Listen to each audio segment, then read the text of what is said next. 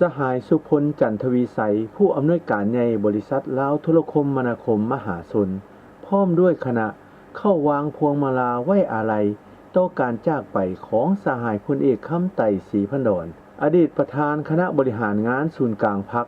อดีตประธานประเทศแห่งสาธารณรัฐประชาธิปไตยประชาชนลาวในวันที่ 6 เมษายนนี้ที่หอประชุมแห่งชาตินครหลวงเวียงจันทน์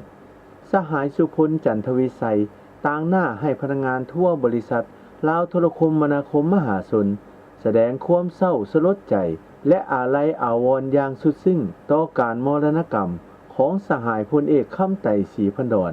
นักรบปฏิวัติอาวุโสหุ่นทมิตรซึ่งเป็นหนึ่งในผู้นำที่ปีศาจสามารถและองค์อาจกล้าหาญนี้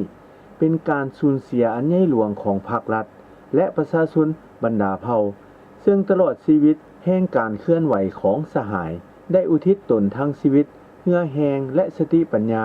เข้าในภารกิจปลดปล่อยชาติท่อนโฮมประเทศชาติและญาติเอาความเป็นเอกราชเอกภาพและภารกิจเปลี่ยนแปลงใหม่ของพรรคประชาชนปฏิวัติลาว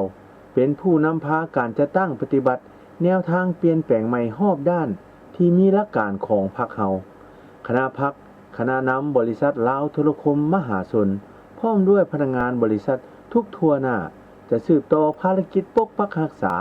และสร้างสาพัฒนาประเทศชาติที่แสนรักให้เจริญก้าวหน้าตลอดไป